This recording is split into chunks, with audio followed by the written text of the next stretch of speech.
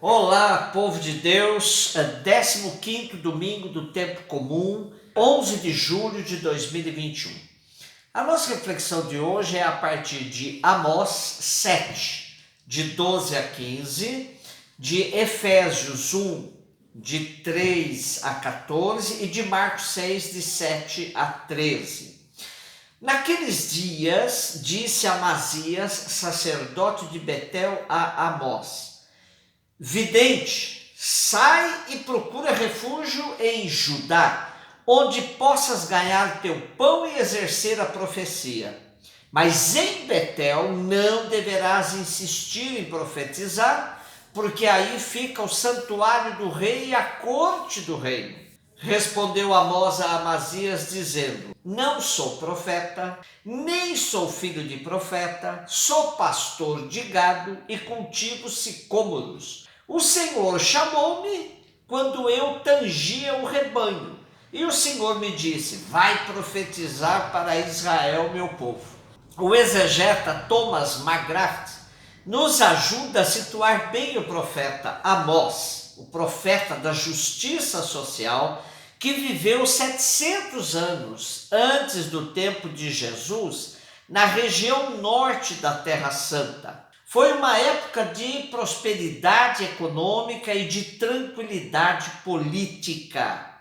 Naquela época, a prosperidade e bem-estar das classes favorecidas contrastavam, porém, com a miséria das classes baixas. Os comerciantes, aproveitando o bem-estar econômico, especulavam com preços e as medidas. Com o aumento dos preços dos bens essenciais, as famílias de menor recursos endividavam-se e acabavam por se ver expoliadas das suas terras em favor dos grandes latifundiários.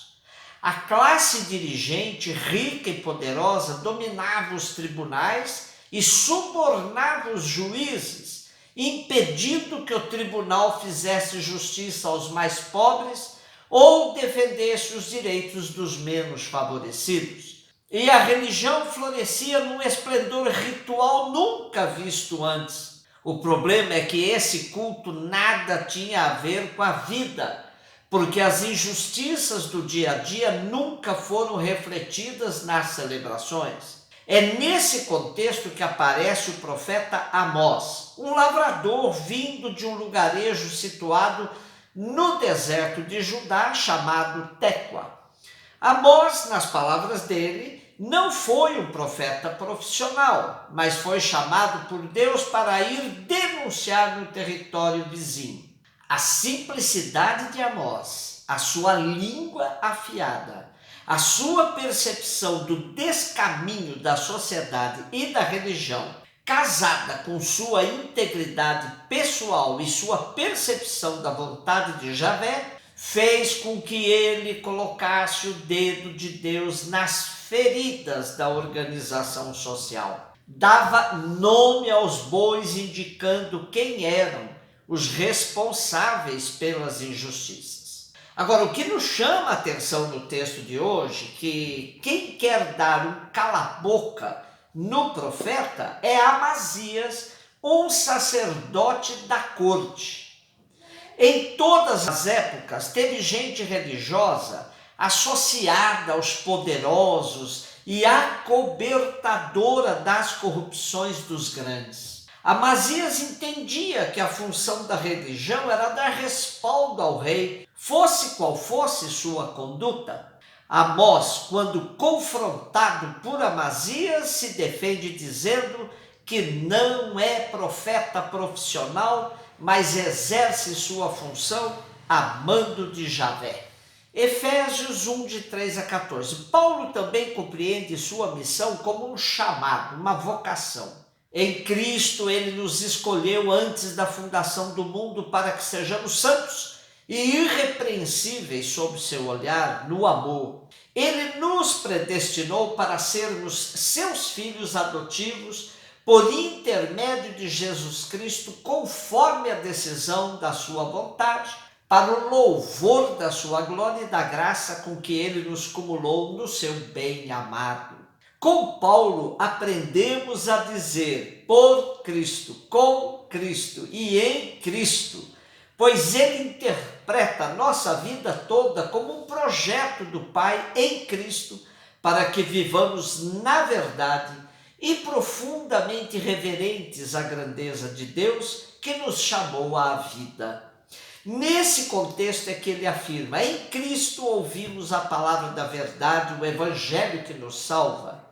Nele ainda acreditamos e fomos marcados com o selo do Espírito prometido, o Espírito Santo, que é o penhor da nossa herança para a redenção do povo, que ele adquiriu para o louvor da sua glória. Marcos 6, de 7 a 13. Jesus chamou os 12 e começou a enviá-los 2 a 2, dando-lhes poder sobre os espíritos impuros. Recomendou-lhes que não levassem nada para o caminho, a não ser um cajado, nem pão, nem sacola, nem dinheiro na cintura. Mandou que andassem de sandálias e que não levassem 2 túnicas. E Jesus disse ainda: quando entrardes numa casa, ficai ali até vossa partida. Se em algum lugar não vos receberem, nem quiserem vos escutar, quando sairdes, sacudi a poeira dos pés como testemunho contra eles. Então, os 12 partiram e pregaram que todos se convertessem, expulsavam muitos demônios e curavam numerosos doentes, ungindo-os com óleo. Se somos chamados a ser profetas como Amós e cristãos autênticos como Paulo nos esclareceu, somos também enviados em missão pelo mesmo Jesus que nos chamou para vivermos com ele e nele.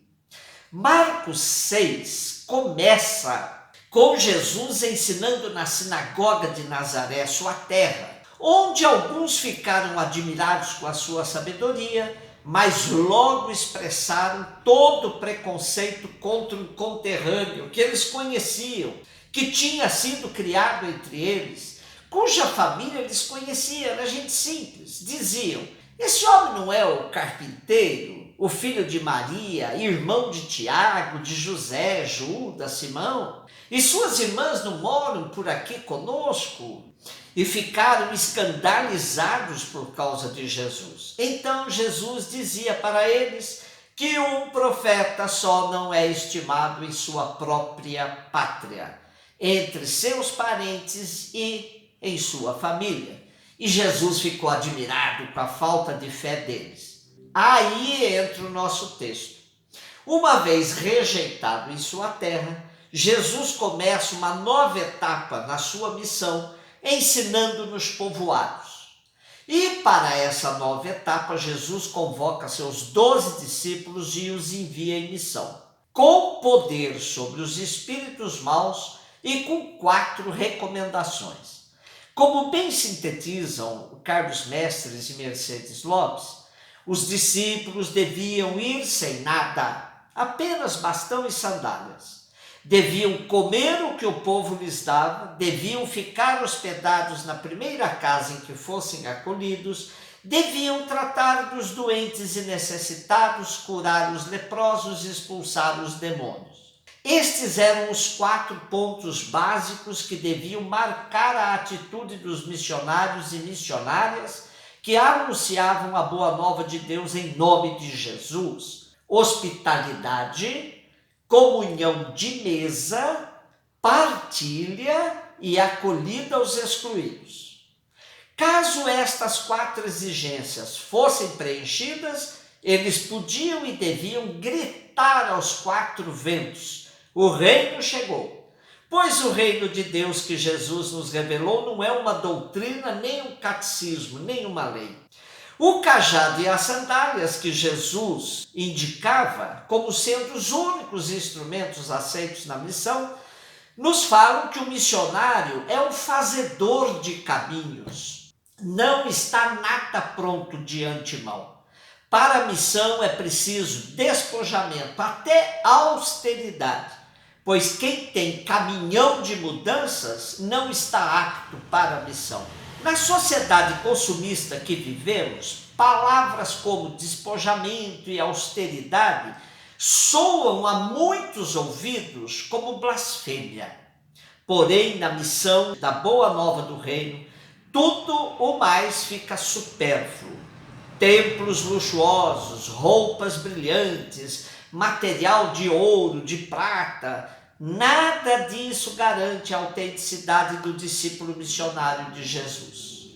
Como diz o padre jesuíta Adroaldo, seguir Jesus é ter entranhas peregrinas. O que a gente retém só para si é o que se corrompe dentro de nós como água parada. Missão é mais que dar, é doar-se. Um beijo no seu coração.